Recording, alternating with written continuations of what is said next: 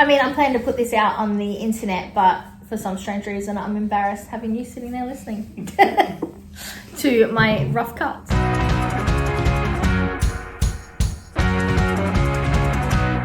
Welcome back to my channel, and today I'm bringing you the first TBR video for 2025. For January, I have decided to participate in the TBRathon using the Paws and Bookshelves game board, which is hosted by Leandra, the TBR Zero. I'll have Leandra and the video that she talks about this game all linked down below in the description.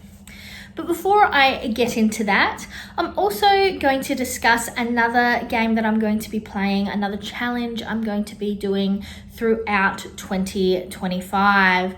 So as you might remember, if you followed along last year, I did try to do an Advent Calendar book edition. I'll have the videos for that, the playlist linked down below and also up in the cards.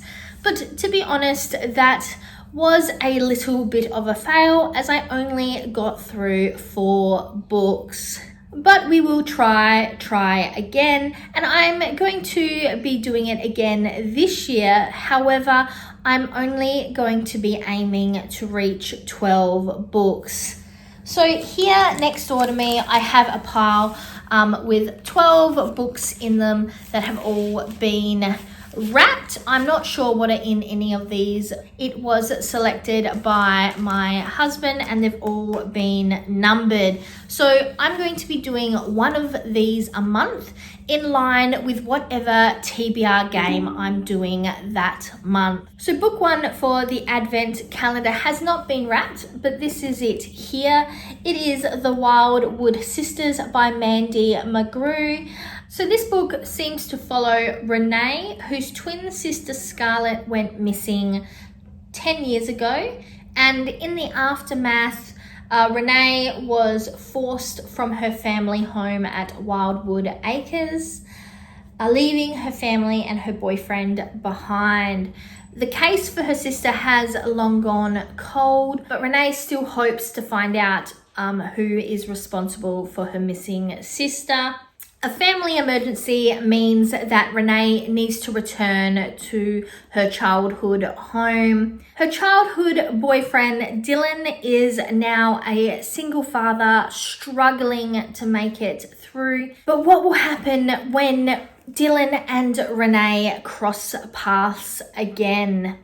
So this is definitely an Australiana novel. I would even assume this is Australiana romance. So I'm looking forward to seeing how this one ends.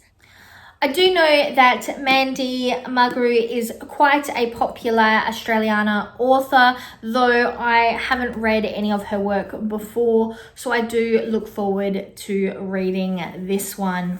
And now jumping into my Paws and Bookshelves game. So as I said, this game was developed and is hosted by Leandra, the TBR Zero. And it is a TBRathon that is held throughout the month of January. I decided to pull my full TBR list through one round of the game from start to finish. And I utilized 2 D6 dice. And I have incorporated the rules of not having any double prompts. So once I hit a prompt once, I won't use that prompt again.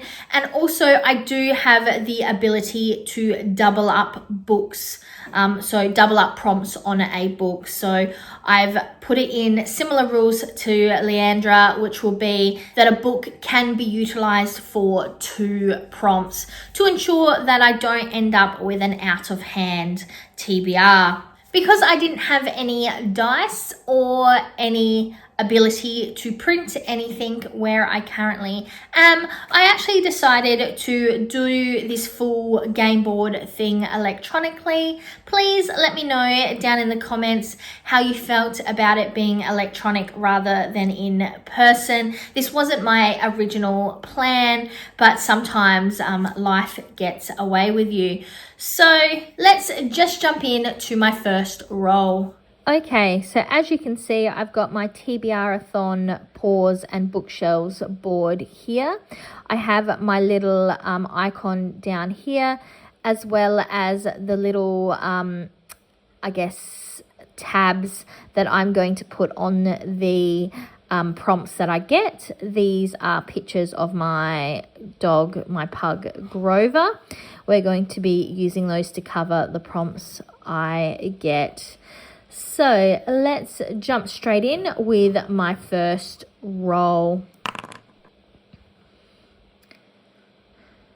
My first roll is 5. 1, 2, 3, 4, 5. And that one is a title that begins with the. So for the prompt, title begins with the, I actually decided to roll in The Further Adventures of a London Call Girl by Belle de Jour. I actually read the first book in this series, which was a reread for me at the start of last year in 2024 as part of my Advent Calendar project, and I'll have the specific video I spoke about that book linked up in the cards. But I've been looking forward to reading the second book in the series. This book seems to be focusing more on the transition from working girl to working girl, and also deals with managing the working life while also trying to manage the working life on lunch breaks, as well as her ever interesting love life. I'm really looking forward to reading this one. And as this is based on a blog, I did find the writing style and the little segments of the first book, which is also continuing on in the second book, to be a style I do enjoy reading in this aspect, along with the small tidbits that give you a glimpse into their life, a glimpse into Belle's life, but never the full detail that you would be getting from a full fiction story or even a non-fiction biography. And then we moved on to our second roll. Okay, so we've put little freshly bathed Grover here, and we're going to go into roll 2. And that is 7. 1, 2, 3, 4, 5, 6, 7. Oh, just my luck. We have landed on a precarious falling book stack. So we need to come all the way back down to here. And that prompt is an avoided author. Yay.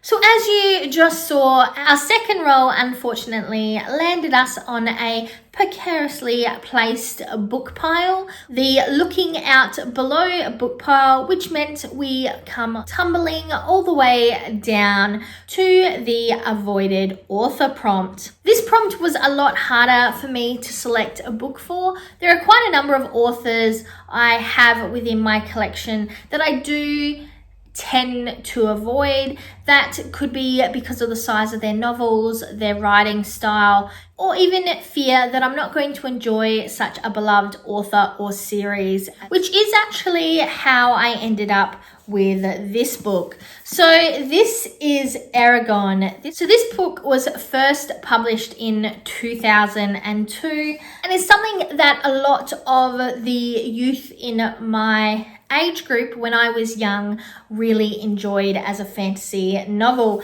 However, it is slightly chunky. In fact, it's 517 pages. And when I was a teenager, that was just a lot to read. And I was also slightly nervous that I maybe wouldn't enjoy the book as much as others around me, which is something that has happened to me previously with other titles. There is a movie based on this book, and I did enjoy the movie and did want to know more about those characters. I found this book in an op shop, and I have had it on my TBR, my physical bookshelf, my physical TBR bookshelf for quite a while. So I've put this as an avoided author, where it's probably less about the author and more about the series. That's why I've been avoiding it. But I've still been avoiding this author, which is Christopher Paolini, by the way. I hope I said that right. I am terrible at names. And I figured this is my chance to force myself to, on some level, to jump in and read it. So we are back at the start, and let's start rolling again with 2 books already on my TBR. Okay, so we've got little sleeping pugman here, and let's go in to roll 3. Okay, that's 9. 1, 2, 3, 4, 5, 6, 7, 8, 9. Okay, 9 is 2025 goal. So roll 3 was a 2025 goal. And if you have watched my plan to pan video for 2025, I'll have that linked in the cards as well as down in the description. I discussed a few books that are not just on my TBR list, but have a strict goal to get finished in 2025. So I decided to select one of the books from that list. I don't have it with me now, but I've decided January 2025 is the month that I finally finish City of Bones by Cassandra Clare. So this has been on my currently reading list since 2018. I am 33-ish% through, and I've decided that enough is enough. I need to finish up this book. So here's hoping that it will be complete by the end of January. All right, so we've got our 2025 goal. Let's do our next roll.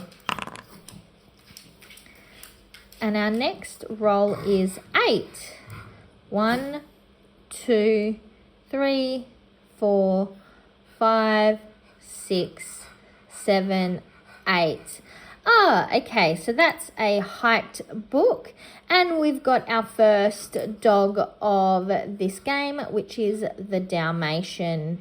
So my 4th roll was hyped book. There are quite a few hyped books in my collection, but I've decided to select Cinder. This is by Marissa Meyer, and it is the AU retelling of Cinderella. It is a teen or young adult novel. It has the Cinderella-based character called Cinder as a 16-year-old gifted mechanic and cyborg. So I'm really looking forward to this retelling. It is a little bit of a thick one, and it is the first book in the Lunar Chronicles, but I am currently getting good vibes from this book, and I'm hoping this will be a 4 or a 5-star read. Okay, so for hyped book, I've got my little pugman here in his PJs. And let's go on to our 5th roll.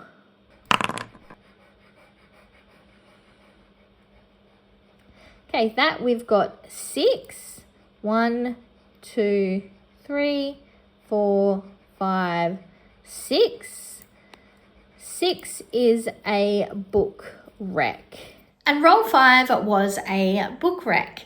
And as a librarian who works within the community field, I have quite a lot of book recs given to me, which I absolutely adore. But one that I have had quite a lot from a lot of members within the book club I'm a part of is The Clan of the Cave Bear. This is by Jean M. Ayul. I hope I've said that correctly.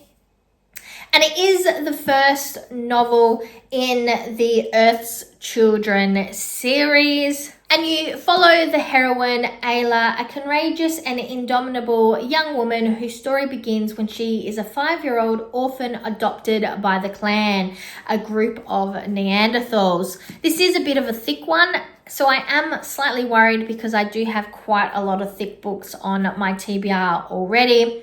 And this, to be honest, from the cover is not really a book I would have picked up originally for myself. However, because it has been so heavily recommended to me by a number of people within my book club, I have decided to give this one a go. But I am slightly worried about the size of a few of the books I currently have on this TBR. Okay, I've got my little pugman with his favourite toy, an empty water bottle. And let's go into our next roll. 4. 1, 2, 3, 4. Okay, this is our second dog of the game, and that's the Labrador, and that's Fave Trope. So roll 6 was Fave Trope. That one was a little bit hard as I do have quite a lot of favourite tropes. I'm a bit of a fan from enemies to lovers, white shoes, mafia, fake boyfriends. I am loving a few of those, but I decided to go with a book that I already planned to read, and I had in fact borrowed from the library. And this is a mafia trope book. It is Bleeding Heart by Greta May. Now, I borrowed this book because I am a fan of the mafia trope. But also, looking at this cover, I'm sure you're thinking what I was originally thinking, that this might be a bit of a spicy novel, especially when you read the last line on this blurb. It says, "Their forbidden love only making their ambitions more illicit and treacherous." So it feels like it might have a bit of spice in it. However, I found this book in our young adult section, which is supposedly what it is meant to be. It is meant to be a young adult book. So I borrowed this with the intention to read it because I love the trope, and it looks like it will be quite an easy read, but also because I'm interested to see if a book that from the outside, and like they say, never judge a book by the cover, but from the outside looks like it might have a bit of spice. I'm interested to see what this is like once it's actually read. So I'm really looking forward to getting through this one. And like I said, this one is the only book I do not own, as it is borrowed from the library. But because I already had it borrowed out and on my unofficial TBR before I started filming this video, I figured that it would be okay to chuck it in to this TBRathon. We're close to the finish. Let's see if this roll will get us to the end or if we'll be looking at more books. Okay, so for Fave Trope, I've got my pugman in a little jacket. Let's do what is hopefully our last roll. Hopefully we're not going to get a 2.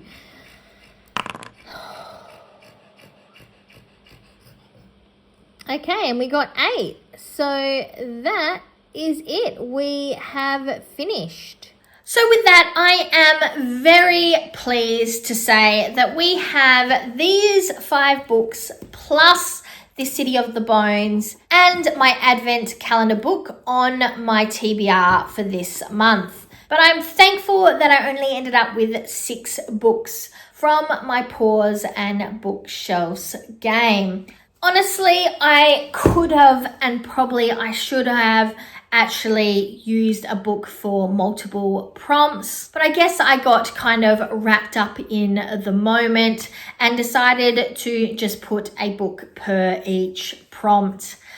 Like I said earlier, I am slightly nervous considering how thick a few of these books are, and I don't really like to mix media, so I don't often, if I've borrowed something in the physical form or I own a book in the physical form, I feel like I need to read it. I need to get through it in that physical form rather than then listening to it via audiobook, because it sounds probably slightly silly, but if I haven't read the book I own, then I haven't actually used the book I have.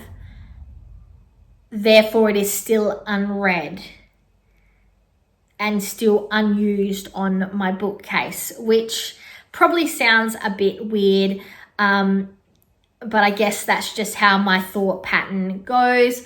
However, I am considering doing the co-reading. So I read parts of it via physical book and parts of it via audiobook to make the getting through it quicker. That could potentially be something I do, because then I still have actively used the physical copy. But I wouldn't be able to say, pick a physical book to read and then only listen to it via audiobook. If that is something that you do, I am not making comment on that practice. This is more just for myself and how I like to consume the books that I have on my shelf. I'm also not much of a DNFer. I very, very rarely DNF. Generally, I don't DNF at all, which does mean that sometimes I get stuck in a reading rut. And I do know that DNFing is something that it is okay. I can do it. I just struggle a lot to do it, because even if I'm not enjoying a book, how do I know I don't like it if I haven't fully read it? I don't know. It's a weird thought pattern. But I am not a big DNFer. But that is something that I'm hoping that if it's needed, I will actually take the step to do it in 2025 rather than taking the hard slog through a book that I'm not enjoying. But with that, that's all I've got for you today. I look forward to seeing you in February, where I discuss the books from this TBR and also a new game for how I'm going to select my TBR in February. But until next time, I'm Verity. This was my January TBR, the TBRathon Paws and Bookshelves game. And now to the outro.